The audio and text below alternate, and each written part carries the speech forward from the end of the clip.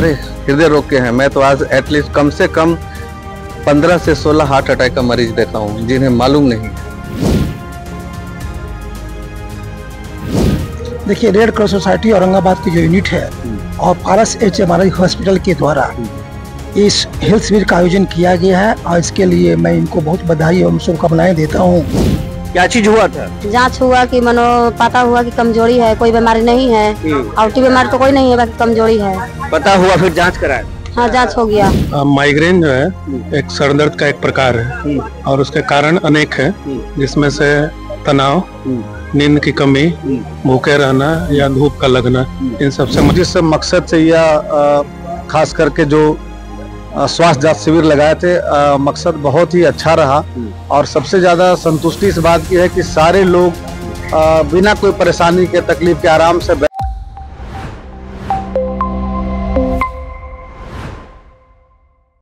जी नमस्कार, मैं हूं विपुल कुमार और आप देख रहे हैं सूर्य विहार डिजिटल न्यूज। अभी हम इस वक्त हैं औरंगाबाद के सम्राट अशोक भवन सभागार परिसर में और यहाँ पर पारस अस्पताल और रेड क्रॉस सोसाइटी औरंगाबाद के द्वारा निःशुल्क जांच स्वास्थ्य शिविर लगाया गया है, जिसमें सैकड़ों लोग सुबह से जो है वो जांच कराने आए हैं और सबसे ज्यादा हृदय रोग से जुड़े हुए मरीज और न्यूरो से संबंधित मरीज आ रहे हैं और हेपेटाइटिस के भी मरीज आ रहे हैं, शुगर के भी मरीज आ रहे हैं, हाइपरटेंशन के मरीज आ रहे हैं, तो इस तरह के आ रहे हैं। और चौंकाने वाली बातें तो ये हैं कि बच्चे भी आ रहे हैं। न्यूरोलॉजी के जो न्यूरो से संबंधित, जो दिमागी रोग से संबंधित जो मरीज हैं, वो बच्चे से लेकर बुजुर्ग तक आ रहे हैं। तो हम डॉक्टरों से मिलेंगे और जानेंगे कि सुबह से कितने मरीज आए हैं, सबसे ज्यादा किन किन बीमारियों के मरीज यहाँ पर आए हैं।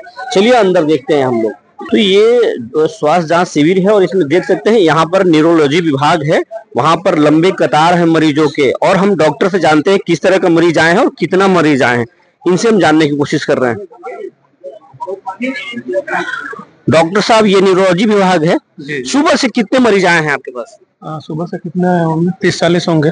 30 से 40 होंगे। किस तरह की बीमारी के ज्यादा मरीज आए हैं? माइग्रेन, सियाटिका, मिर्गी, लकवा, ये 4 बीमारी। बिल्कुल। ये जो मिर्गी की जो बीमारी है या फिर जो माइग्रेन की बीमारी है, ये कॉमन बीमारी अब हो गया है। बच्चे में भी ये बीमारी हो रहा है, बड़ों में भी हो रहा है। क्यों होता है ये और कैसे इसको रोका जाए? देखिए, माइग्रेन जो है एक सर दर्द का एक प्रकार है और उसके कारण अनेक है, जिसमें से तनाव, नींद की कमी, भूखे रहना या धूप का लगना, इन सबसे माइग्रेन बढ़ जाता है। ठीक है। जहाँ तक बात है मिर्गी की, झटका जिसमें आता है, उसके भी अनेकों कारण है। जैसे कि डिलीवरी के समय बच्चों को ऑक्सीजन की कमी हो गई ब्रेन में, या फिर ब्रेन में किसी का कीड़े का पहुंच जाना, इन्फेक्शन हो जाना, या फिर बचपन में अगर झटका है तो आगे चल के भी झटका आने का चांस रहता है, या ब्रेन की संरचना में कोई गड़बड़ी है, उस वजह से मिर्गी के दौरे आते हैं। ये वो मोबाइल देखने से भी न्यूरो की बीमारी हो रहा है, स्क्रीन टाइम बढ़ने से? पर से ऐसा न्यूरो का बीमारी नहीं होती है, लेकिन उससे आदमी का फोकस कम हो जाता है, मोटिवेशन चला जाता है। ठीक है ना। जैसे आदमी को कैसे काम करना है, रियल कहाँ पर हमको कुछ करना है, ये सब चीजें जो है मोटिवेशन चले जाती है। दिमाग को कैसे फिट रखा जाए, कैसे हेल्दी रखा जाए? दिमाग को फिट रखने के लिए पहले चीज है कि आप प्रॉपर स्लीप लीजिए, हेल्दी डाइट लीजिए, ब्लड प्रेशर शुगर कंट्रोल करके रखिए, एक्सरसाइज करिए, B12 का टैबलेट या ऐसी चीजें लें जिसमें B12 मिलते ही हो, और दिमाग को चोट लगने से बचाएं। ठीक है। डॉक्टर साहब, आप पारस से हैं, क्या नाम है? मेरा नाम डॉक्टर रविंदु है, मैं न्यूरोलॉजिस्ट हूँ और एपिलेप्सी का मैं डॉक्टर हूँ। अच्छा। Thank you. वो हृदय रोग का स्टॉल है, यहाँ पे डॉक्टर साहब से जानेंगे। डॉक्टर साहब, क्या नाम है आपका? मेरा नाम डॉक्टर सिद्धनाथ सिंह हुआ। सिद्धनाथ बाबू, देख रहे हैं कि हृदय रोग के जो काउंटर है, यहाँ पर भी सुबह से कतारें लगी हुई हैं। किस तरह के मरीज आ रहे हैं, कौन सी बीमारियां सबसे ज्यादा हो रहा है? मैक्सिमम पेशेंट ऐसे हैं जिनको हार्ट की प्रॉब्लम है, बट वो आइडेंटिफाई नहीं कर पा रहे हैं कि मुझे हार्ट की समस्या है। वो आ रहे हैं, मुझे चलने में, सांस लेने में तकलीफ होती है, सीढ़ी पे चढ़ते हैं तो थोड़ा सा सीना में दर्द होती है या हांफ जाते हैं। मैं जब ECG करा रहा हूँ, मैं पूछ रहा हूँ कि पहले से कभी कोई दवा खाते हैं हार्ट का या ब्लड प्रेशर का? तो नहीं। ब्लड प्रेशर या तो किसी का 200 आ रहे हैं। क्या दिक्कत होती थी पहले? कभी तो सर कभी चक्कर आता था लेकिन ठीक हो जाता था। माथे में दर्द रहता है उसके लिए आए हैं, तो ना उन्होंने बीपी के लिए किसी डॉक्टर से कंसल्ट किया है। जिनको सीने में दर्द हो रही है या हाफ हो रही है, उन्होंने कभी डॉक्टर से परामर्श नहीं लिया है। ये लक्षण हृदय रोग के हैं? ये सारे हृदय रोग के हैं। मैं तो आज एटलीस्ट कम से कम 15 से 16 हार्ट अटैक का मरीज देखा हूँ जिन्हें मालूम नहीं है। मतलब 15 से 16 ऐसे मरीज आपके पास आए जिनको हार्ट अटैक भी आया, उनको मालूम नहीं कि हार्ट अटैक आया। जब पूछ रहा हूँ तो बोल रहे हैं आज से 15-20 दिन पहले पसीना आया था सर, दर्द हुआ था लेकिन वो आधा घंटा में ठीक हो गया था। दर्द पसीना आने से पहले बोलते हैं 15-20 दिन पहले सर गैस हो गया था तो पसीना आया था। वो पहले ही बता दे रहे हैं कि हमारे कारण गैस के कारण है, जबकि वो गैस के कारण नहीं है।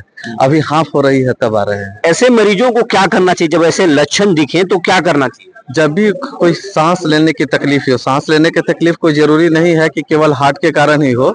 सांस लेने की तकलीफ हो सकती है लंग्स के कारण भी हो, किडनी की समस्या के कारण भी हो। लेकिन अगर अचानक सांस लेने में तकलीफ हो रही है, सीने में दर्द हो रही है, पसीना आ रही है, जो डायबिटिक है उनको दर्द कोई जरूरी नहीं है कि दर्द हो या ओल्ड एज में जरूरी हो, पसीना आ जा रही है तो डॉक्टर से कंसल्ट करना चाहिए। वहां जाके एटलीस्ट एक ईसीजी जरूरी है, बीपी हो जाए और ईसीजी हो जाए। मैंने तो आज केवल ईसीजी से ही कम से कम 15 एटलीस्ट 15 हार्ट अटैक का मरीज देखा हूँ। इवन हमारे पास जो ईसीजी रखा हुआ है इनको भी नहीं मालूम होगा, लेकिन हमने ईसीजी यहीं से देख लिया। ये मैं इनका देख रहा हूँ, एक बंदा ये भी बैठे हुए। आपको सीने में दर्द होती है? कभी कभी भारीपन होती है, कभी कभी दिक्कत होती है। अभी बात करते करते मैंने ऐसे मतलब हृदय को या हार्ट को कैसे स्वस्थ रखा जाए? डॉक्टर साहब ये दर्शकों को बताएं कैसे उसको हेल्दी रखा जाए। हेल्दी रखने का है कि डाइट होना चाहिए और स्ट्रेस सबसे बड़ी चीज है। स्ट्रेस लाइफ में स्ट्रेस नहीं होनी चाहिए। आज के युग में तनाव फ्री कैसे हो सकता है इंसान? तनाव फ्री देखिए, एक तो एक्सरसाइज कीजिए, रेगुलर एक्सरसाइज कीजिए, और स्ट्रेस लेने से तो बहुत ज्यादा बेनिफिट नहीं होना है। दूसरी चीजें नेग्लिजेंस हो जाती है। बहुत पेशेंट को आप शुरुआती दौर में डायबिटिक हैं, अगर उनको समझाएंगे कि आप रेगुलर डायबिटीज की दवाएं लें, ब्लड प्रेशर है रेगुलर डायबिटीज की लें, तो ये कॉमन क्वेश्चन होगा कि सर एक बार तो बीपी का दवा शुरू हो जाएगा तो आजीवन खाना पड़ेगा। वो नहीं खाएंगे, लेकिन खाना चाहिए, बिल्कुल खाना चाहिए। दवा कंटिन्यू खाना चाहिए, रेगुलर डॉक्टर के पास फॉलो अप में रहिए। बच्चे भी आ रहे हैं इस बीमारी से जुड़े हुए?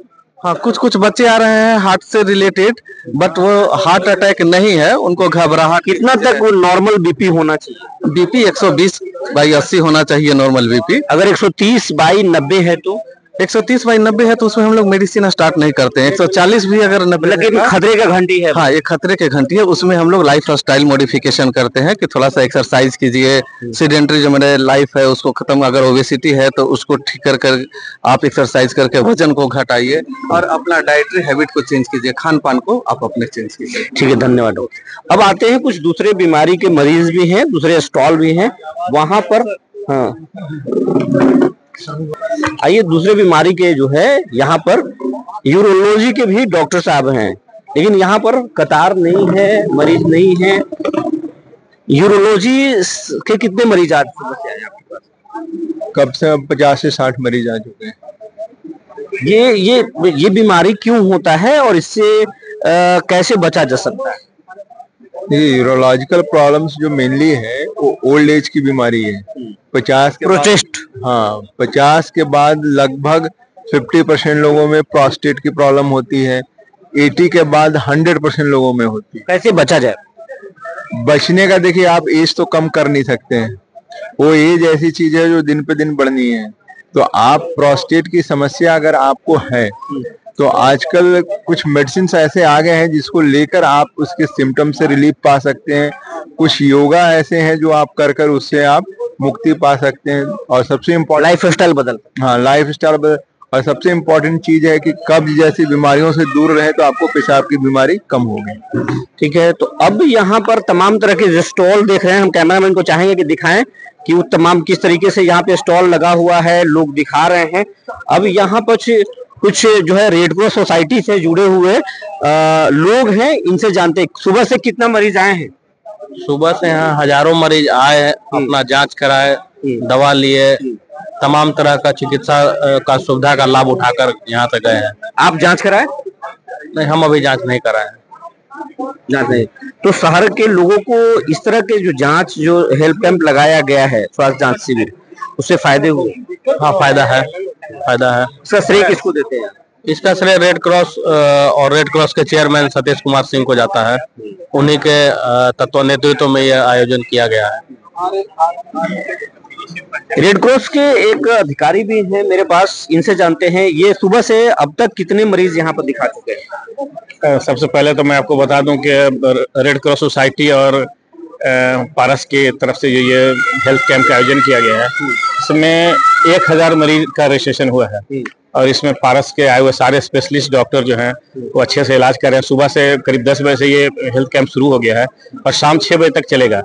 1000 पेशेंट का रजिस्ट्रेशन मामूली नहीं होता है और हम लोग उम्मीद करते हैं कि शाम तक चाहे जितना बजे तक भी हो, लोग अभी भी आ रहे हैं, पेशेंट अभी भी आ रहे हैं, कोई खाली नहीं जाएगा। जितने लोग भी आएंगे, जितने पेशेंट भी आ जाएंगे, सारे का इलाज अच्छे से होगा और उसके बाद ही यहाँ ये कैंप बंद किया जाएगा। तो ये पारस से हैं, मार्केटिंग से हैं, इनसे हम जानते हैं सुबह से कितने मरीज आए हैं, किस बीमारी के सबसे ज्यादा मरीज यहाँ आ रहे हैं। सर हम लोग सर सुबह 9 बजे से लेकर के शाम के 6 बजे तक हम लोग सेवा देने वाले हैं। अभी निरंतर ये कैंप चलता रहेगा। 1000 से अधिक सर 1200 प्लस अभी रजिस्ट्रेशन हो चुका है सर सबसे अधिक कार्डियोलॉजी, न्यूरोलॉजी, ये 2 समस्या से ज्यादा पेशेंट अभी यहाँ के जो मरीज आ रहे हैं, जब पारस में जाएंगे, कई ऐसे हार्ट के हम मरीज देखे जिनको पता नहीं था, 15 मरीज जिनको हार्ट अटैक पहले आया था। तो क्या वो मरीज अगर पारस में जाएंगे इलाज कराने तो उनको कोई यहाँ से रियायत मिलेगी? जी बिल्कुल रियायत मिलेगी सर। सबसे पहले तो मैं आपको बता दूं आपके चैनल के माध्यम से कि हम लोग आयुष्मान से कार्डियोलॉजी का इलाज करते हैं सर। कार्डियोलॉजी और CTVS यानी ओपन हार्ट सर्जरी, ये दोनों हम लोग सर करते हैं आयुष्मान के थ्रू। ये सबसे बड़ा बेनिफिट है। अगर जिसके पास आयुष्मान नहीं है, चीफ मिनिस्टर रिलीफ फंड है, अगर वो उससे भी नहीं होता है तो जो कुछ डिस्काउंट अगर रेड क्रॉस सोसाइटी के द्वारा लिख करके दिया जाएगा सतीश सर के द्वारा, वो हम लोग करेंगे सर। देखिए, रेड क्रॉस सोसाइटी औरंगाबाद की जो यूनिट है और पारस HMRI हॉस्पिटल के द्वारा इस हेल्थ शिविर का आयोजन किया गया है और इसके लिए मैं इनको बहुत बधाई और शुभकामनाएं देता हूं। इस तरह के कार्यक्रम बार बार आयोजित किए जाएं ताकि हमारी जनता को यहाँ का फायदा मिले। क्योंकि पारस हॉस्पिटल अपने आप में एक नामचीन हॉस्पिटल है, बहुत अच्छे से डॉक्टर्स उनके पास हैं और अच्छे डॉक्टरों की टीम यहाँ पर आई है, पैरामेडिकल स्टाफ भी उनके साथ में आए हैं, तो लोगों को बढ़िया इलाज करने का मौका मिला। 1000 से अधिक पेशेंट को उन्होंने देखा है, उनको दवाएं भी दी है। आपके रेड क्रॉस की तरफ से आगे भी इस तरह की कोई प्लानिंग किया जाए? देखिए, मैं रेड क्रॉस का प्रेसिडेंट हूं, लेकिन चेयरमैन साहब हमारे काफी एक्टिव हैं, उनकी पूरी टीम एक्टिव है और इससे उनको जाता है। आपके द्वारा जो है रेड क्रॉस के द्वारा और खास करके आपके द्वारा बहुत तैयारी करके आज जो है स्वास्थ्य जांच शिविर लगाया गया और बिहार के एक नामचीन जो संस्थान है पारस हॉस्पिटल पटना का, उसके द्वारा सुबह से अभी तक मरीजों के कतार लगे हुए हैं। क्या कुछ कहेंगे आप?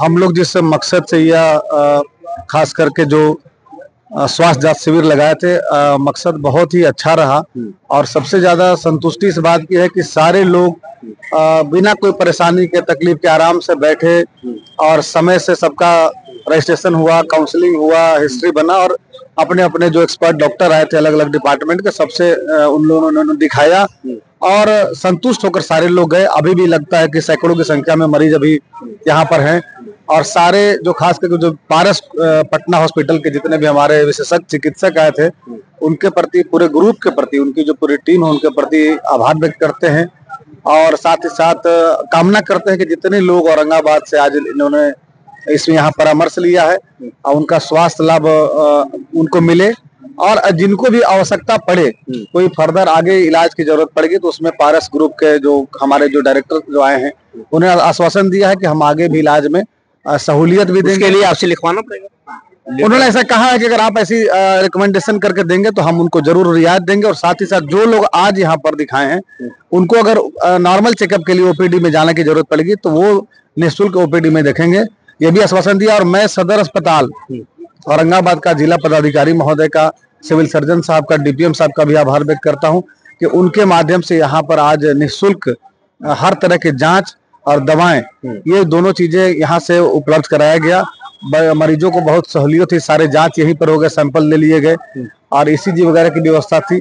तो पूरी टीम जो इस रेड क्रॉस के जो हमारे जितने भी सदस्य हैं, चाहे वो प्रबंध समिति के सदस्य हों, पैट्रॉन, वाइस पैट्रॉन, सामान्य सदस्य हों, नगर परिषद के सभी अध्यक्ष महोदय के साथ साथ सभी नगर परिषद के हमारे जो साथी हैं, हम लोग सब मिलकर हर कार्यक्रम को करते हैं और आज भी एक सफल कार्यक्रम हुआ और कामना यही करते हैं कि जिन लोगों ने जिस मकसद से आज यहाँ अपना शहर में तो इस तरह के आप कार्यक्रम, बड़े कार्यक्रम किए हैं, क्या इस तरह के कार्यक्रम आप देव, जमहूर, फेसर, दूरवर्ती इलाकों में भी कोई योजना है कि अभी जिला पदाधिकारी महोदय के द्वारा भी बताया गया और पारस ग्रुप की तरफ से भी आश्वासन दिया गया कि आप जब भी कोई योजना बनाएं हम लोग को सूचना दें, हम लोग कहीं भी कैंप लगा सकते हैं।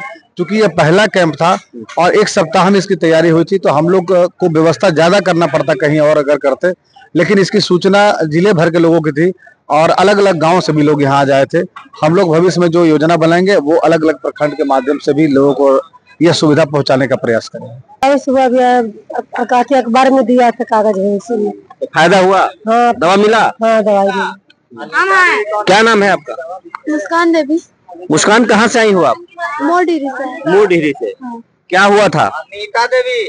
पंजरी दर्द देता था वो। तो दिखा ली, फायदा हुआ? हाँ, अभी दवाई ले रहे हैं, फायदा हो गया। तो ये कुछ मरीज हैं जो अलग अलग क्षेत्रों से आई हैं, अलग अलग परेशानी था, बीमारी था, और जब जानकारी हुई तो इस कैंप में आई, जांच कराई। बने रहिए हमारे साथ, ऐसे ही खबरों के साथ फिर हम मिलेंगे, तब तक के लिए धन्यवाद।